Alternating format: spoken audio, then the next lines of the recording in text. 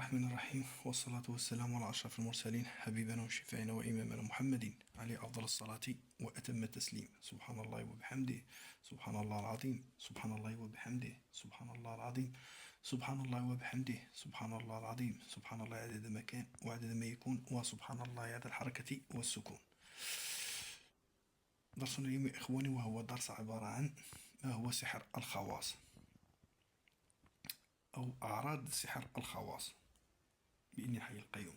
سحر الخواص هو سحر معروف، مش أي أحد قادر يستعمله أو قادر يتطرق له، لأن لديه طقوس معينة وأساليب خاصة في الاستعمال في هذا سحر الخواص.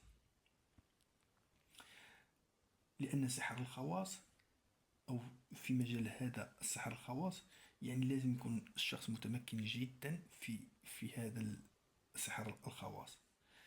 يعتمد بالأخص وكما أسطر عليها على الحيوانات. سحر الخواص يعتمد بالكثير على الحيوانات وعلى أعضائها وأحشائها، جلدها، شعرها، على كل شيء ما في الحيوان، سواء كان علاج، سحر تسليط، جلب محبة، أي شيء راجع إلى علم هذا في علم الخواص، إلى سحر الخواص. مثلا الماعز، الكبش، القنفذ، الحمار، الحمام، الخنزير، الذيك الأبيض، الذيك الأسود.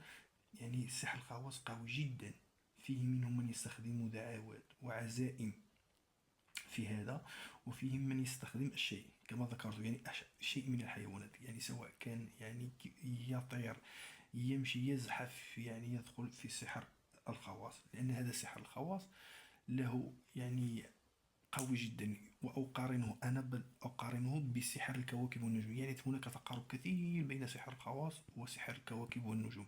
حتى السحر الأسود يعني بعيد شوي، لكن بالنسبة لسحر الخواص والسحر الكواكب والنجوم يعني يتقارن، لأن سحر الخواص قريب جدا جدا جدا من سحر الكواكب والنجوم. حتى الشخص لو كشف يعني راح يبعد، لو كان الشخص غير متمكن أو عنده سهو أو عنده شيء في الكشف، لن يعثر على سحر الخواص ويتطرق إلى سحر الكواكب والنجوم. طيب، كما قلت لك بأن سحر الخواص يعتمد مثلا على الحيوان، ليس مثلا ولكن يعتمد على الحيوانات. مثلا راح نروح للقط أو الهر، من أهم الحيوانات في سحر الخواص، أو أشياء من الذئب أو أشياء من الضبع. مثلا القط أو الهر كان محور أساطير القديم، كانت تعبد في مصر القديمة. الهر يستعمل في سحر الكواكب أو النجوم، أو حتى في السحر الأسود للتواصل بسرعة مع العوالم الأخرى. هذا بالنسبة للهر. أما لو رحت مثلا للهدهد، فالهدهد يستخدم في معظم أنواع السحر، في معظم أنواع السحر يستخدم الهدهد. فمثلا يأخذون الهدهد ويضعون عليه بعض المساحيق والعزائم لرؤية أو للتواصل بسرعة مع الجن بسهولة. أما بالنسبة لعظام الهدهد فهي تستعمل في الجلب، في محبة، في بين قوسين. أما بالنسبة لذم الهدهد فهو أيضا يدخل في سحر الخواص. يعني هذا هو اللي خطر جدا، ركز معي.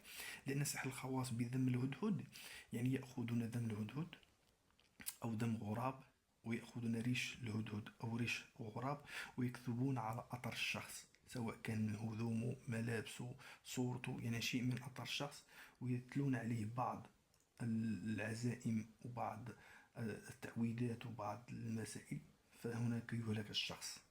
عافانا وعافاكم الله من سحر الخواص.